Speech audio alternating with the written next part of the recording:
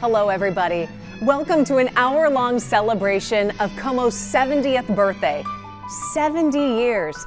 Think of the change, the events, the innovation that has happened over those 70 years that KOMO's been coming into your living rooms. You're in store for an amazing journey, 7 decades in the making. Sit back as we revisit the events, the personalities, and the stories that have shaped KOMO television and everyone who has lived in this special corner of the world. This first story takes us clear back to the very beginning when television was a new frontier and KOMO was just an idea. There were no rules then, no guidelines, and when brave pioneers peered into those cameras for the first time, everything changed. In this place, 4th and Denny, where thousands have plied their craft, there are ghosts. Forgotten images and golden voices flittering through the glass tubes, transmitters, and signals of time, the prism of our age. In the beginning, there was radio. KOMO KJR were the call letters. They were the only broadcasting entity owned by Fisher's Blend Station Incorporated. This was their remote truck. Entire orchestras would broadcast live from their studios. But even before that, on June 3rd, 1929, KOMO became the first station in Seattle to broadcast a television signal. Engineer Francis Brott televised an image of a heart, a diamond, a question mark, and some letters and numbers over electrical lines to small sets with 1-inch screens. 23 years later, December 10th, 1953, KOMO television went on the air. We hope to keep a finger on the pulse of this great Northwest area. W. Warren, the man behind the desk, guided the transition from radio to television. News in the beginning was really radio news in front of a camera. John Jarstad was the first face ever shown on KOMO. And the forecasters tell us that we've seen only the beginning. And for our entire news department, we had a budget of 3 rolls of 16mm film per day. One of the early greats was Keith Jackson, doing live sports. This is Keith Jackson speaking from the official barge here at Lake Chelan. And turning snow into poetry. In November, the stooped, hoary figure of Old Man Winter cupped Gnarl's stiff fingers to his lips, then exhaled an angry stream of polar breath. San Francisco, 61, and in Berlin, Germany, it's 29 and snowing. A woman named Marg Anderson did her weather sitting on Spokane, oddly. There were all kinds of shows for children, like singing cowboy Cliff Carl. Well, howdy. Oh, golly, I'm glad you dropped by. Wasn't that exciting? Golly. But the unquestioned queen of the airwaves was Ginny Tyler, otherwise known as Mother Goose. In 1954, 8 out of every 10 TV sets in use were tuned into her show. 50 years later, she remembered. Yeah. It was the #1 rated show in the nation. That same year, KOMO News photographer Merle Severin figured out a way to develop color film in just 2 hours.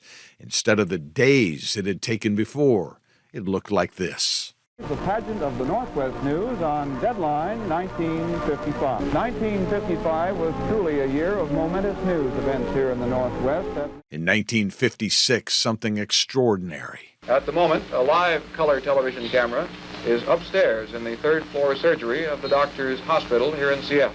KOMO broadcast an open heart surgery live on TV. Good evening. We have, as Mr. Robinson has said, been operating on this patient approximately 25 minutes. In the early days of the medium, anything could happen and often did. Voted the first time right there in them old wooden halls. I reckon that old building's what's the...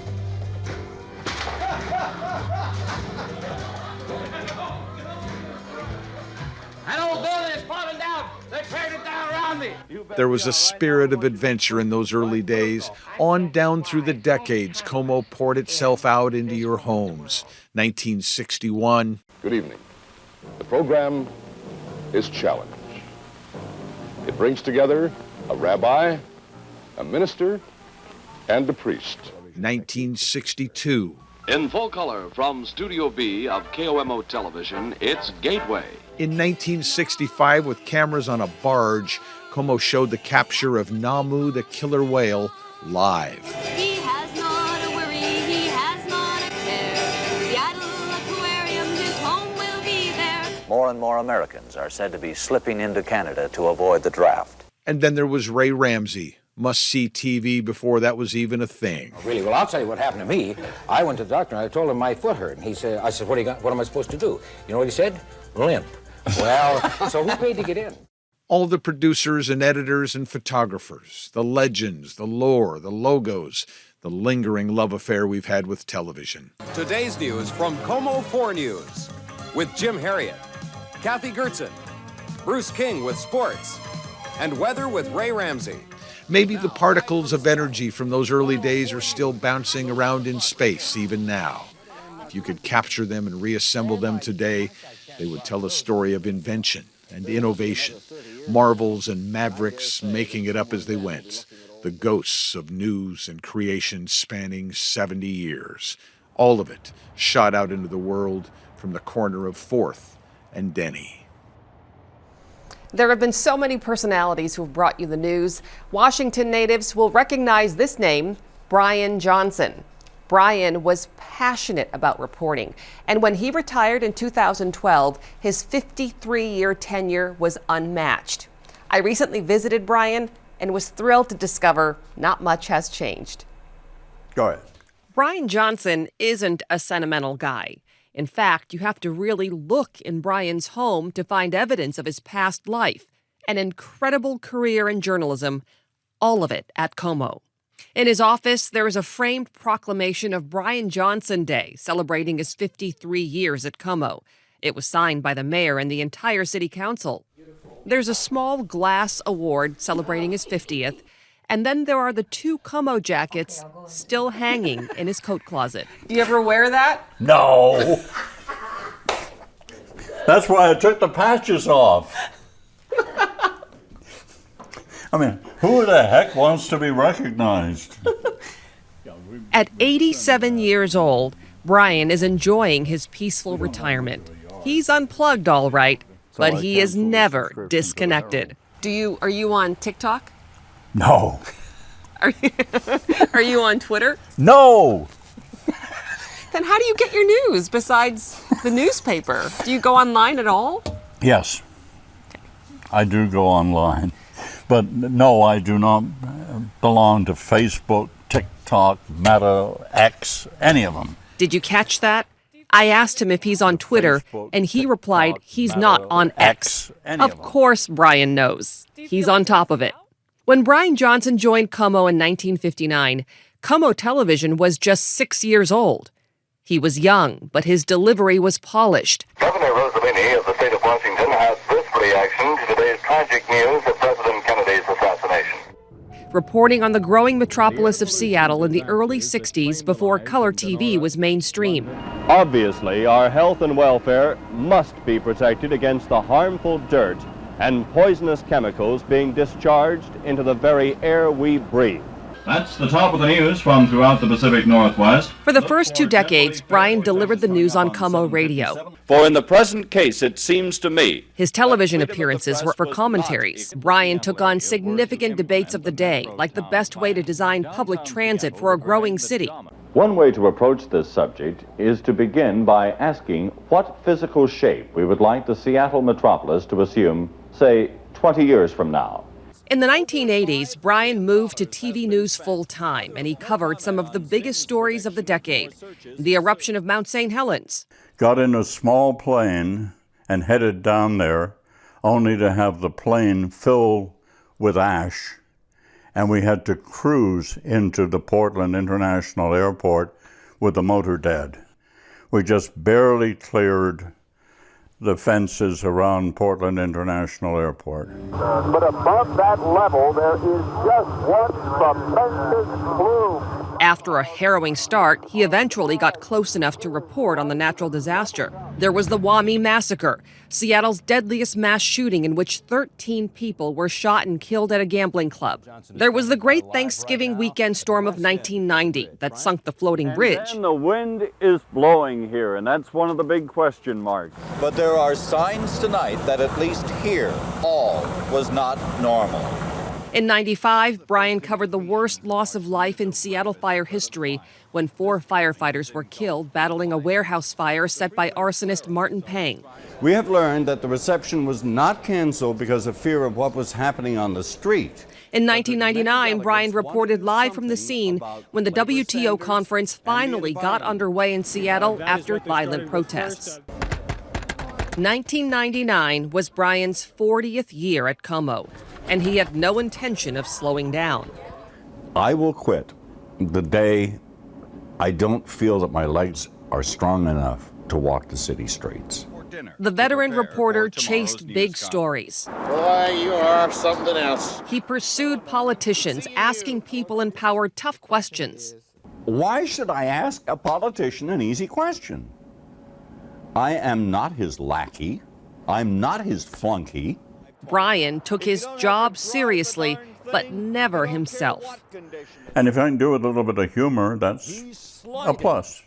They say the air around here is so smoky, it's not safe for people over 65. 65? I'm out of here. The story coming up. He loved to use humor to hook viewers into serious subjects or stories with no video, a reporter's nightmare. The defendant just took off from courtroom floor and raced out the back door with people in pursuit. No assignment escaped Brian's injection of wit and wisdom. I tell those I meet I've never seen Star Wars. None of them. Horrified, they try to set me straight. I need your help. It's the greatest story ever told. No, that's the Bible. You know, when you look back, Brian, what did you personally enjoy the most? People. Meeting people, having the opportunity to. I never really regarded it as a job. And I think that's really the key to this industry, is don't regard it as a job. Brian, what do you think? Kathy, that's a lot closer than anybody really thought. Brian's wealth of knowledge, developed after decades of covering local and state politics, added depth to KOMO's election coverage year after year. Hey. On his 53rd year, Brian retired, only when, as he promised, his body signaled it was time. My hearing started going. And at that point, when you have to struggle to understand people, it's time to hang it up. So here we are, back in the home Brian shares with his lovely wife, Peg, surrounded by framed photos of their favorite people and a gorgeous view of the Sound outside. I enjoy cooking, primarily, and getting together with a few friends that still exist. Brian loves this relaxed pace and chuckles at the constant reminders of his former life. And tell me that doesn't look like a KOMO logo. An exceptionally long career that he and we are incredibly proud of. One thing we all admired about Brian was his unending enthusiasm to tell stories. And if there was breaking news, he was always ready to respond. It's something we all did when the biggest earthquake to hit Seattle in decades shook the Sound, the 2001 Nisqually quake. Where were you when the 6.8 Nisqually earthquake shook Seattle? KOMO crews were in skyscrapers. The windows were making this buckling sound as the building was swaying back and forth, and I kept thinking, these windows are going to blow. On the grounds of Pioneer Square, outside the Space Needle. Anchor Dan Lewis and producer Ethan Morris were both at home hours before their workday was supposed to begin. And, you know, everything's shaking. Stuff was falling off my walls, and glass was shattering, and it seemed like forever, but it finally the shaking ended, and I just said, okay, well, I'll see you in a few minutes. So one thing about this job is you are on call 24/7 if there's a big story. I was at the Westin Hotel with photographer Neil Ikeda covering a speech by Bill Gates. The audience dove under folding chairs, then packed into a hallway where Neil and I talked to them about the shaking. We got Bill Gates, too. Yeah. Do you remember what he was like talking to him about it? He's very subdued. It's all I really remember. How are you feeling right now? Everybody else has told me their hearts are pounding. No, I feel great. I'm glad looks like we'll be able to continue the speech. Our colleagues Eileen Frere and Doug Pigsley were on the 51st floor of one of Seattle's tallest buildings, 2 Union Square. I felt the first jolt, and I just ran up to my camera and I hit the record button. Like the building was just swaying back and forth. And it got so intense that there were a couple times I remember I could barely keep my footing. So I do this crazy 360-degree turn with my camera, and I come to the people at the door frame. Rock and roll is here to stay. We didn't fit in the door frame because that was already filled with a number of people. Doug and I are standing out in the open. There wasn't anywhere to take cover. Eventually, they made it to the street and started documenting the destruction, from chunks of concrete falling from the Alaskan Way Viaduct to an obliterated furniture store. More than 12 hours later, they were still on the job. We begin with KOMO's Eileen Frere in downtown Seattle, where the quake shook so hard some buildings are simply off limits tonight. Eileen? That's right, Kathy. This is one of the hardest hit buildings. This is the 2001 wasn't the first big earthquake KOMO has covered. Our crews were on scene for the 6.7 quake of 1965. Everything just swaying back and forth, and I just threw my boom down and went back downstairs. How about you? I was also on the 6th floor, and I started running. I was really scared. I didn't know what was happening. At a time when most people rush home to check on their families, our news crews get to work. Where were you when the earthquake hit? KOMO was on the air. It was a situation where you knew the community needed some help and guidance. It feels best when you feel like you're getting information out to people and helping them. In 1965, in 2001, and when the next big earthquake shakes the Sound. That earthquake was certainly a reminder for all of us that we're not in charge, wasn't it? And then there was the Big Daddy, the eruption of Mount St. Helens. Hundreds of journalists from Washington and Oregon covered that story, but none of them covered it the way a KOMO photojournalist covered it. What he went through and the way he handled it is legendary. May 18th, 1980, a chunk of our world was uncorked and blown off the face of the earth in a billowing, belching, colossal blast of immeasurable, inconceivable destruction. The world wasn't ending, but for a time it felt that way. A column of ash rose 15 miles above the earth, a smoke signal to the world. It was the largest landslide in recorded history. 4 billion board feet of lumber was blown down and cast away. Entire forests became matchsticks, washing away in a gutter. In the avalanche, 14 miles of the North Fork Toutle River were buried under an average of 150 feet, and in some places 600 feet, of rock, sludge, mud, and trees. Volcanic debris was blasted across 230 square miles. It was the most disastrous volcanic eruption in U.S. history, and it was the biggest story that ever happened in the state of Washington, ever. News 4 Special Report. And after it blew, KOMO crews went as close to St. Helens as they could for months to report, to understand, to document this thing that had happened. But one man with one camera didn't go to St. Helens after it was blown to smithereens. He was already there. He watched it, lived it, and his tale is like no other. So I grabbed my camera gear and I started out in that. KOMO photographer Dave Crockett woke up at 3 a.m. on the morning of May 18th, 1980. He was afraid he was going to miss out on the story of a lifetime. Something told him he needed to drive the 3+ hours to the mountain. I guess you call it a hunch. I just had a feeling something was going to happen down here. When he got there, right when he got there, the mountain erupted. He was exhilarated at first, awestruck. Then the mountain came after him. He raced through the valley in his news car ahead of a 30-foot wall of mud and debris. Desperate, he turned up an old logging road. They took a left-hand turn right under us here, and the road blew out in front of me. I tried to back up and the road behind me was gone. He shot some film of the sky above his Mercury Monarch, a stunning plume of hellfire and rage. Then he left a note on the hood and took off on foot. Before long, the sun was blotted out by ash. Day became night, and Dave Crockett rolled film as he walked. Well, dear God, whoever finds this, and as you can tell probably from this picture, I'm walking towards the only light I can see on top of a ridge. I can hear the mountain behind me rumbling.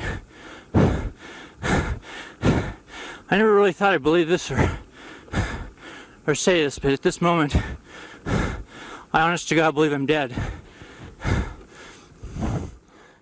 On he trudged, documenting along the way the full gamut of his emotions, despair and resignation. Oh, dear God. My God, this is hell. I just cannot describe it. It's pitch black. Just pitch black. This is hell on earth I'm walking through. Oh, God. And later, one step at a time, if I can just keep walking. He felt something else on that walk through the blackness. It's very, very hard to breathe in this. I can't see a thing. He felt hope. Yeah, I got the wrong attitude here. I mean, this would be something to tell my grandchildren about. Oh, man.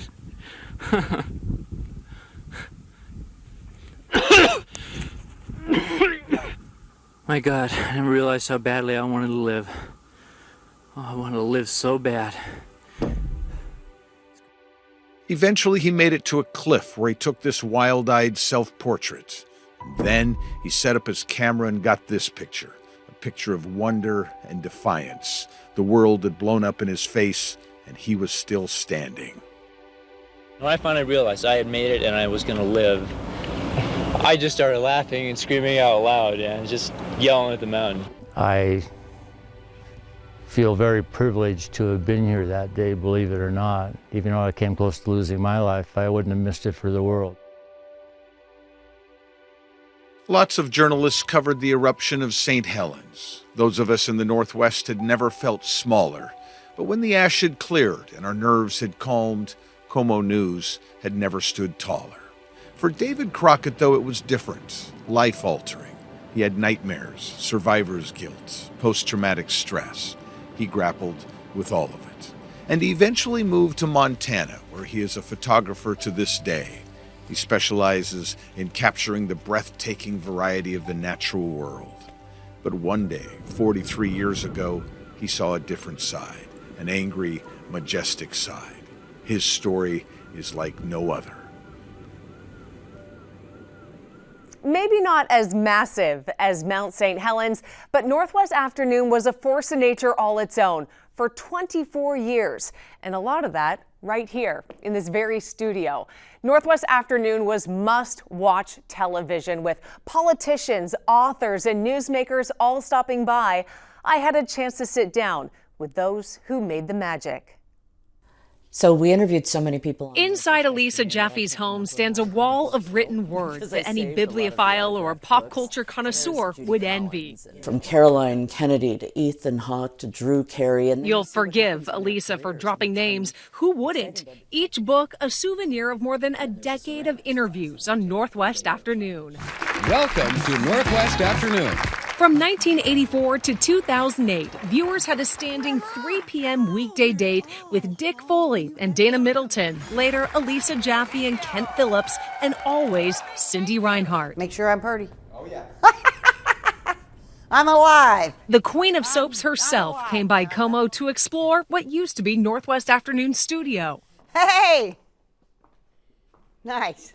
She's had a series of health issues, but she still commands a room. 1 minute you're a minute and a half at the end of the show. The next minute you're the first 15 minutes of the show. Hi. Why not, baby? When Cindy took the reins of Northwest Afternoon, the show adopted its familiar format. Soap opera news, followed by interviews with celebrities, musicians, newsmakers, and more. Oprah wanted our guests, and Today's Show was fighting for our guests, and Good Morning America. Elisa was on the show as host and executive producer for 14 years. We met one heroic couple last night. I felt like I did more news sometimes on Northwest Afternoon than I got a chance to do when I was reporting, because we got the big stories. It's Northwest Afternoon. Kent joined in 1996. His job, as he'd describe it, stand back and hold on. What they needed was some guy who was generic in the middle. You've met Cindy and Elisa. You just stay out of the way and have a good time. It's a thrill to meet you. The show ran the gamut from interviews with President Jimmy Carter to Peter Jennings to then Senator Barack Obama, Dolly Parton, and crazy stunts like this. So Lisa was getting an apple in her mouth, chainsawed, carving an apple. I got a python wrapped around me. I'm thinking, what is going on here? Nico visited Tad and found... And when it came to soaps, the Queen had you covered. One Line Wednesday where you get straight answers on your soap questions. Maybe. Flowers for each of the hosts. As happens with all good things, Northwest Afternoon came to an end in 2008. These days, Elisa is an artist, exploring her creativity. Are we interviewing now? Ken owns several businesses, and Cindy, she's in a fight. Words are hard to reach these days, and she asks for help as she battles through aphasia, side effects of a stroke, and most recently... No, I just had a... Throat cancer. Throat cancer. So I'm still talking here, okay? And the words flow easiest when she talks from the heart. It's very hard. Yeah. Because I love people so much, and I do like soaps. I love the soaps, but it's the people that love the soaps. Bye-bye. Cindy, Kent, and Elisa, a terrific trio of Northwest storytellers, a crew for the books. The wonderful and fabulous Connie Thompson. You may recall Connie's weekly reports where she steered you away from scams and too good to be true products. But Connie and KOMO go back much further, nearly half a century of reporting, anchoring, and breaking barriers along the way. I'm Connie Thompson. My recent report on how insurance companies are using credit reports to cancel car insurance really struck a nerve. Every week, viewers in Western Washington tuned into KOMO and consumer reporter Connie Thompson as she investigated all kinds of buyer bewares, from credit card balance transfers. What Karen thought was a solution to her high-interest charges ended up prolonging the high rate she was trying to get rid of. To new, cheaper diamonds. Women love the glitter, but as you're about to see, this new simulated diamond looks so real, it can even fool the technology designed to spot a phony. Connie joined KOMO in 1974. She was one of the first black women in broadcasting in the Pacific Northwest. She learned on the job, turning stories, pushing forward, even as the occasional hate mail was sent anonymously to the young black reporter. Connie was undeterred. I'm happy that I came when there were at least two black men, Joe Washington, Art Morrison, who I could learn from, so that there were other people who looked like me as reporters in the station and in this market. From early on, her stories centered around people and being in their shoes. What's been happening in your life, Connie, recently for you to think about calling us when you did hear it on the radio? Decades before the modern drug crisis, she took a camera into a drug rehabilitation clinic to show viewers what the process was like from a patient's point of view. Being escorted to a room that would be home for the next 4 weeks if I was actually a patient. State Liquor Board officials predict we'll be spending even more money. They tell me that you will want to give yourself at least 3 days for expo, so you have to think about all the things you could possibly spend money on in 3 days. Here's what you have to do. You have to read the directions because you have to crush the can. What are we doing? Connie's career spanned 46 years, and her stories read like a timeline of Seattle. When schools were desegregated, and I was covering education. Well, one Washington delegate told me her utmost concern was that the 20,000 women here will be able to communicate. The women's movement and the National Organization for Women and the Women's Conference. Watching the Kingdom be built, watching the Kingdom be imploded, watching the Sonics win, go, just so many changes that I was a part of. KOMO's longest-running consumer reporter retired in 2020. But it's impossible to know how many people Connie has helped, because, as it turns out, she never really stopped. Are you still solving other people's problems? So yes, I still do that, and I still research, and I still find out information to help people and help myself. This is the KOMO News set today, but I want to show you something pretty amazing. If you walked behind this wall, there's a giant door, and if you walk through this giant door, there's another studio, and inside it is something akin to a time capsule. Over here is the old KOMO News set. This was the set used by an anchor team that many of you grew up watching, a team that many of us watched and learned from. Dan, Kathy, Steve, and Bruce, or as I like to call them, the Dream Team. Bowden, my buddy, how are you? How you doing? How can it be that Dan Lewis has been retired now for 9 years? His grandchildren, Bowden and Celia, are glad of it. See the Space Needle? Look up at the Space Needle. Way up there. Huh? Yeah. Where's the elevator? And today is a day for me to say to everyone here, thank you. Thank you very much. After 27 years at KOMO, he retired in 2014. This is KOMO News 4. But before that, he was part of a dream team. Dan Lewis has spent the past few weeks looking into the violence and fear. I came here in 1987, and Steve and Kathy and Bruce were already here. They welcomed me with open arms.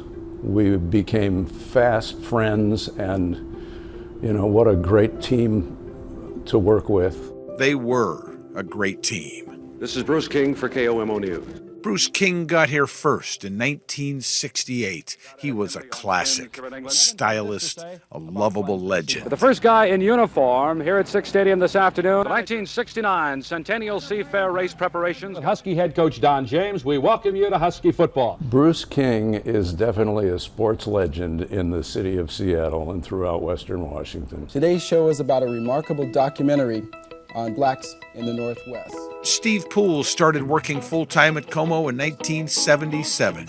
He started with sports, UCLA Bruins won the Pac-10 track, then news, and he eventually settled on weather. His charismatic sparkle lit up the TV screen for more than 30 years. Let's talk about our situation, because I know you want to know. You're saying, Steve, come on, what's going to happen now? Steve Poole is such a likable guy and one of the most talented people I've ever known. Hello, everybody. I'm Steve Poole, and welcome to Front Runners. People love Steve Poole, man, and I love Steve Poole. He was such a fun guy to work with. Hurricane Allen has again grown in fury, boosting the peak intensity. Seattle girl Kathy Gertson started working at KOMO in 1980. She adored Seattle, but not as much as Seattle would come to adore her. As a Seattle school superintendent, working 10, 12, 14, 16 hours a day. And he told me I still think about Kathy every day. I feel her spirit with me a lot. She loved this community. She was Seattle through and through. We enjoyed being around each other. We counted on each other. We trusted each other. She was the best. Kathy was a journalist, an excellent journalist. She was the most natural person on the air that I've ever worked with. She was genuine. Good evening. Tonight, the governor has added 3 more counties to the list of those in a state of emergency.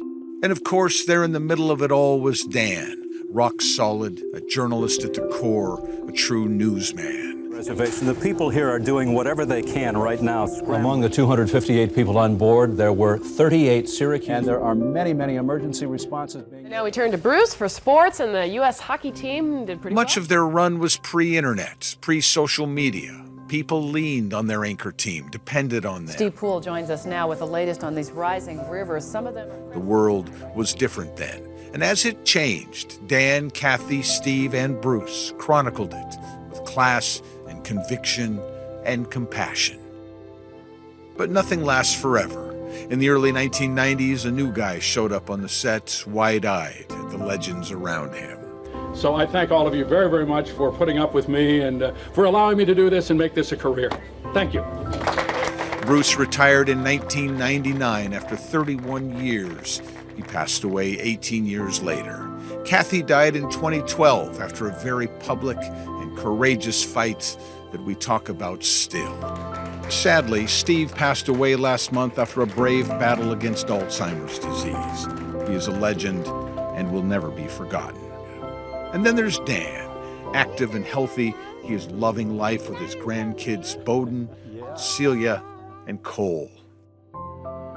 Dan is like so very many people in Western Washington. He remembers the great years of a great anchor team with great fondness. Steve, Bruce, and Kathy were so professional, so involved in the community. Thanks for joining us. See you at 11, everybody. Good night. Bye-bye.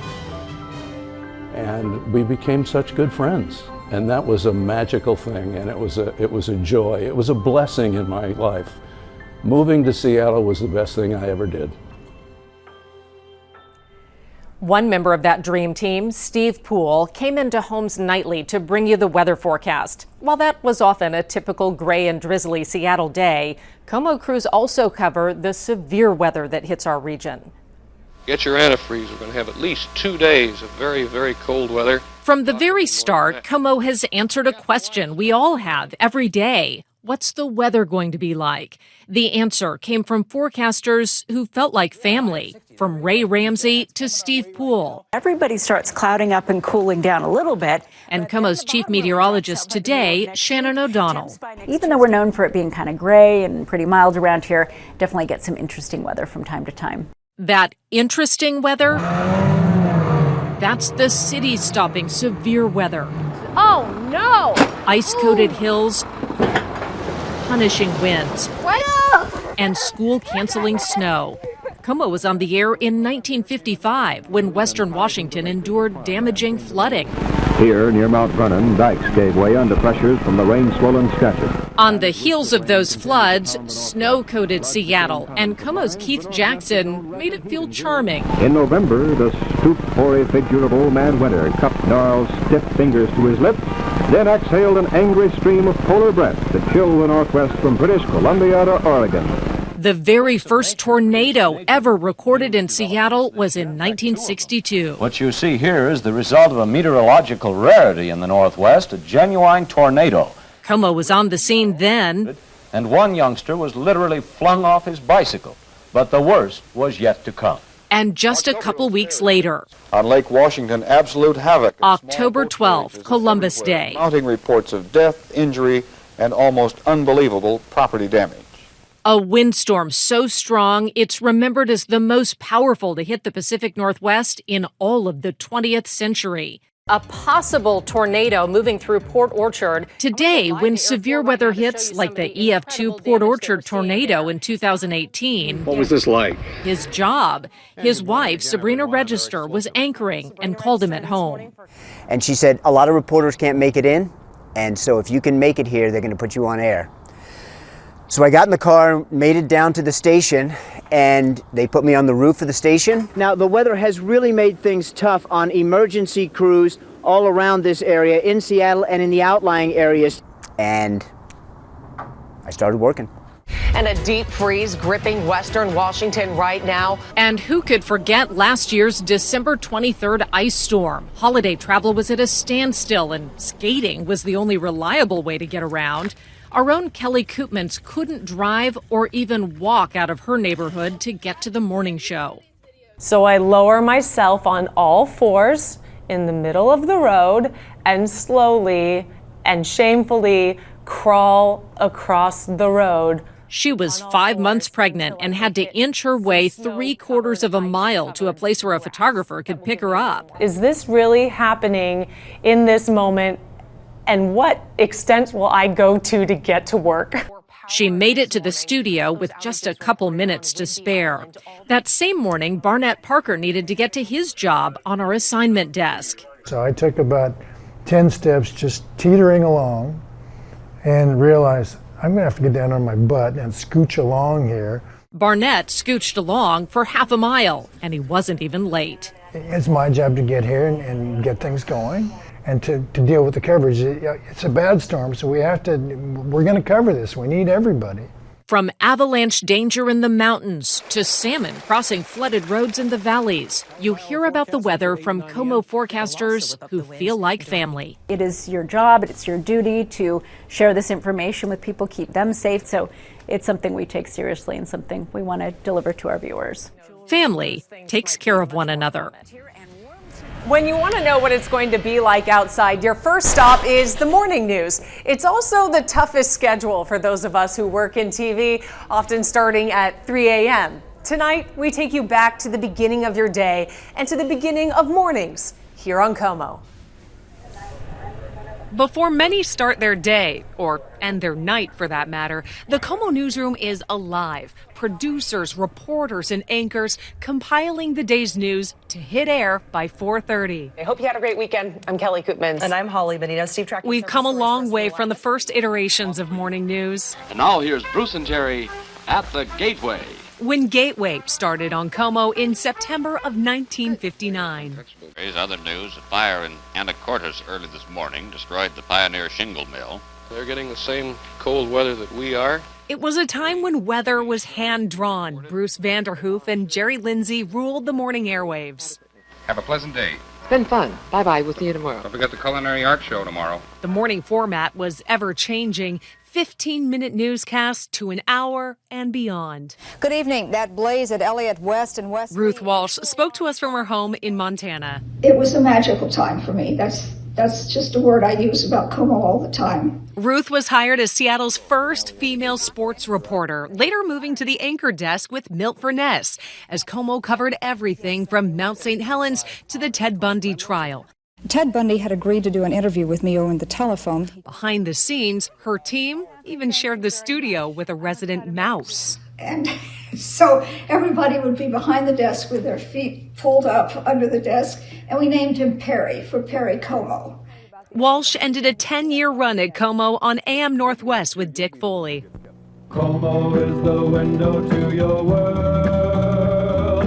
In the late 70s, Window, anchored by Frank Greif, brought morning news and interviews. That's an interesting question. Now, how much hands-on experience do these kids get? We're just going to have a little fun and learn about what it's all about. Now, how long has it been since you've been to the library? Even featuring a young reporter named Steve Poole.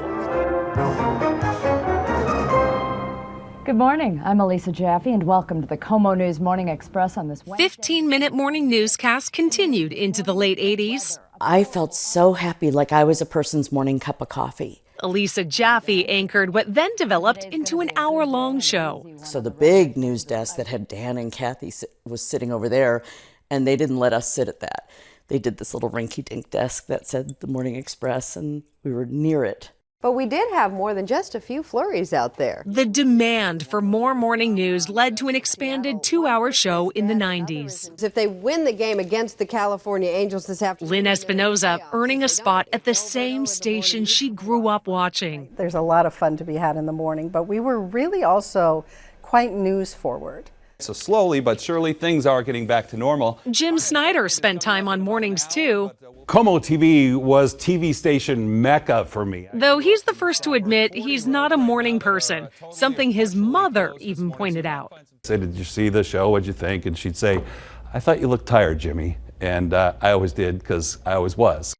Yes, the faces have changed over the decades, but through tragedy and triumph, one thing hasn't changed. You started your day with KOMO, you ended your day with KOMO. We spent 2.5 hours with them in the morning as they're kind of tuning in and out, getting their family ready. They're not always watching, but they're listening to you. With each sunrise, we start the day together. If you have ever been part of this family, you stay part of this family. Thank you for joining us. I'm KOMO Sports Director Nico Tamarine, and when you say sports and you say Seattle, there are two words forever intertwined by moments, memories, and history, forever ingrained in every single person that lives in our community. The highs and lows really changing who we are as a people. You can talk about recent memories, like the Seahawks finally climbing the mountain. How about the Seattle Kraken arriving and here to stay forever? But there's so much even here before that, and KOMO has been there every step of the way, with a seasoned cast of storytellers there to narrate every step of the way. There you see, slow-mo fight hitting into the south turn. Miss U.S. right close with them. From the hydros to the excitement of Husky football. It's Makita, first down, kept away. Looks, lobs it to the corner of the end zone. Madison touchdown. The arrival and rise of the Seahawks. And look at this run by Marshawn Lynch. They call it beast mode. From the Rainiers to the Mariners. This game right here is the best game I ever played. The highs and the low of the Supersonics. Hey, play! No way! The Seattle Storm are your 2018 WNBA champions. And the glory of the Storm. From the Sounders to the Sounders. From the Totems to the Kraken. KOMO Sports has always been there. 70 years, there's only been 6 sports directors. And then you. It's a short in 70 years, you had Keith Jackson, the great one. The rowing team going against the Soviets back in the 50s. 2.5 lengths, thrown into a sprint, putting everything they've got into it. And the red-clad horsemen from Leningrad are hot after the Washington Huskies, but Washington has won this race. You had the great Bruce King. The first guy in uniform here at Sick Stadium this afternoon was the 1969 Centennial Seafair Race Preparation. Henley Royal Regatta at Henley on Thames here in England. Good evening. Welcome to Husky Rose Bowl 78. I'm Bruce King. Hi, this is Bruce King on the sideline at the Rose Bowl. What a wild, crazy finish. I came along, replaced Bruce. To be a Cougar is to understand frustration and disappointment, and 67 years of that frustration and disappointment is getting let out in a big way right now at Husky Stadium. The football team walking off here, and they're all saying the one thing, Rose's baby. In some ways, Cuba is the land that time forgot. Old Havana here is like a time warp from the 1950s. It is into this incredible setting that our Seattle kids have come to play ball. After me, it was Mike Ferreri. KOMO 4 news photographers are the unsung heroes behind your newscast. Whoa! Unbelievable! There you go. Oh, look at that. Yeah! The Seahawks did it. They are the Super Bowl champions, stomping on the Denver Broncos. I'm not going to leave here. I'm staying until tomorrow in Washington, D.C. Mike Ferreri, KOMO 4 Sports. This is a first-class, world-class city, and we have first-class, world-class sports. Now, we got to get to another Super Bowl. We have to win a World Series. There's things still to do, right? You watch, in your time here, all this stuff is going to be happening, and I'm going to be so jealous that you're the one that gets to cover it, right? No, you're going to be next to me there, because there's no other alternative on that. The Mariners are back in the playoffs. But I want to be a part of that KOMO history, and I want to do it with you, and I want to really have one of those moments, as we talked about all those things in this KOMO 70th anniversary.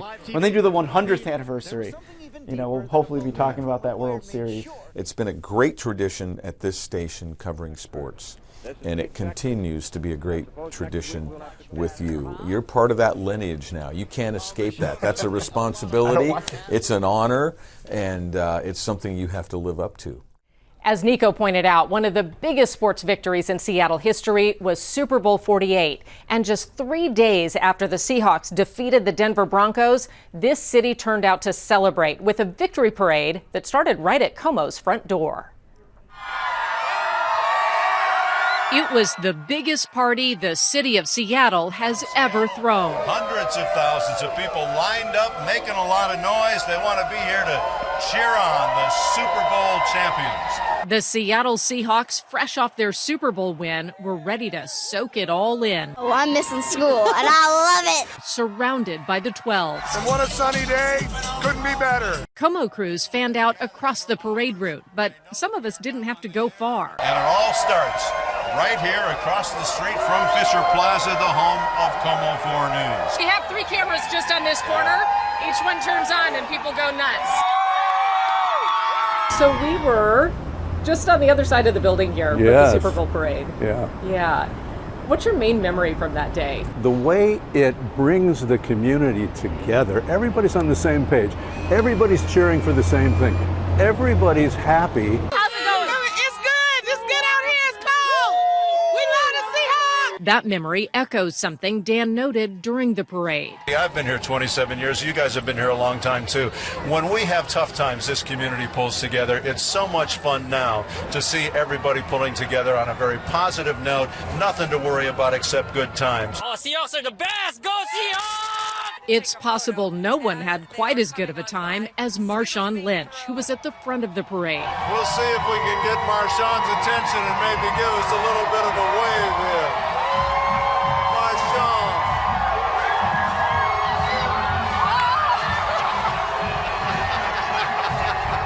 He's loving every moment of it. Look at that. The crowd went just as wild for Coach Pete Carroll, Russell Wilson, and the Legion of Boom. Say Seahawks!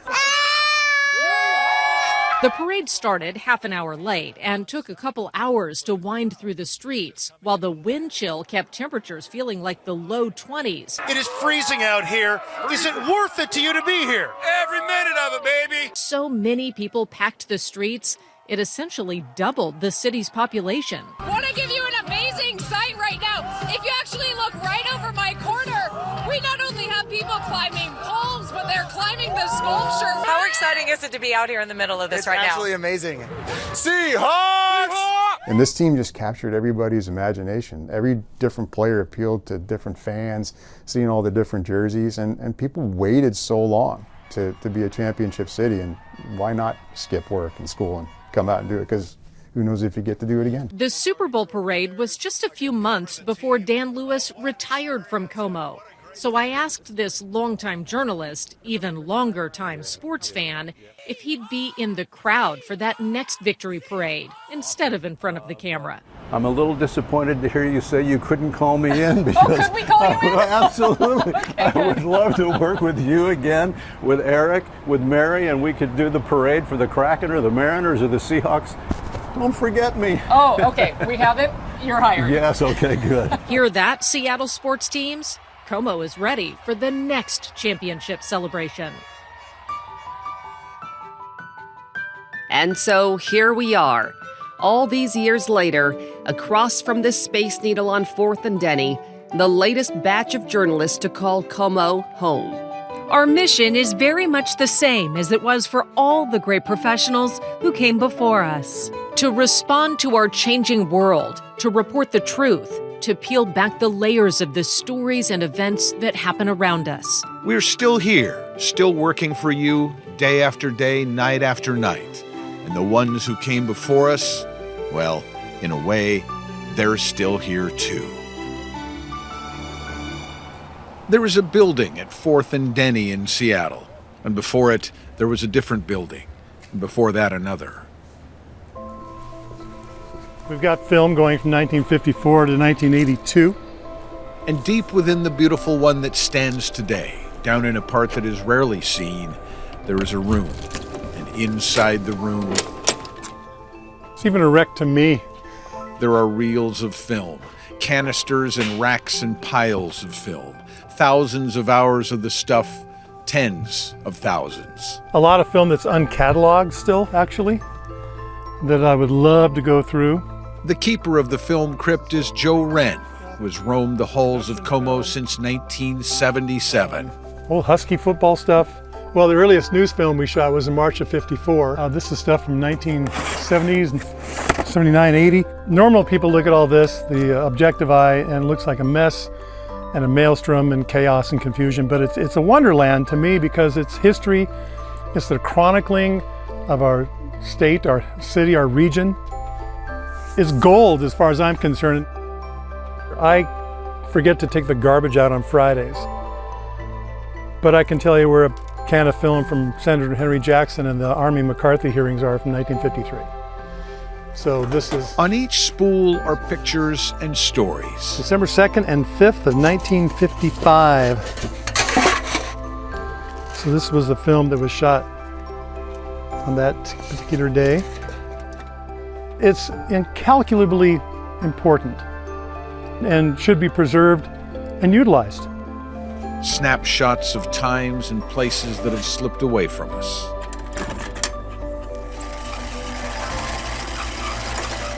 This is October 31st of 1963. There's Keith Jackson. But there they are, alive almost. Reflections of who we were. Memories that once unearthed have not faded. This is a school open 1960. Check out that. That's the stuff that gets me. What are these people doing now? Well, I could spend just clearly days down here. A lot of the people that originated this film are gone now, and their work is left behind. And I knew a lot of those people. I am extraordinarily proud of the work we have done, or I wouldn't be here. In the early days, when they were making it up as they went, there was invention and genius and much bravery. We hope to keep a finger on the pulse of this great Northwest area. The program is challenged. The film in the canisters bears that out. He's going to make a run at him. He's going to try to out-accelerate him here. Brian Weigel. There is another room at KOMO Plaza, a room crammed this time with row upon row of videotape, because when film became obsolete, video took over. Ted Bundy had agreed to do an interview with me over the telephone. Expected a 58 or 59%. Police in Everett are sounding the alarm tonight after an unknown man. And now, on into the digital age we charge, armed with the same curiosity, answering the same calling, but in a different format, another wave of change. But the stories have remained largely the same, because the joys and tragedies of life have remained largely the same. Good evening, I'm Howard Scott, and this is Sunday News Final. And so we have drifted together through the open windows of time, you and your television station, you and KOMO. Down through 7 decades on the corner of 4th and Denny, thousands of talented men and women have poured their guts into the place, into their calling. Journalists and producers and engineers who somewhere along the way fell in love with the idea of reaching out through tubes and wires and glass to tell stories and describe their world. Day after day, year after year, they rolled into communities, neighborhoods, to soak up the broken hearts and dreams of others, the triumphs and celebrations too, the stuff of life. And they used words and pictures to document and teach and inform, to entertain and inspire, to make people think and care and feel, especially feel. Well, they are celebrating like they've never done before. Thank you, guys! Yeah, just don't go get a bacon burger or anything like that, Steve. No. Hey, oh, missed it. Yeah, you never brought that up. Gabby, you gotta be careful. Some say it's dying, that television's time is past. Time will be the judge. But know this, the next time a mountain blows or the earth shakes, when there is doubt or fear or great joy, when our grip on the things that we hold dear becomes tenuous, we'll be out there, just as we have been for 70 long years, holding up a mirror to all of it. It's what we do, it's what we've done. The mountain looks like a scene out of a Christmas card. There is no smoke, there is no ash, there is no steam. All of it, the stories, the images, the history, is kept in a room on the 4th floor of 4th and Denny. and in another down in the basement, where a guy named Joe Wren watches with wonder the work that was started 70 years ago and endures to this day. Proof that indeed we have drifted together through the open windows of time. You and your television station. You and KOMO.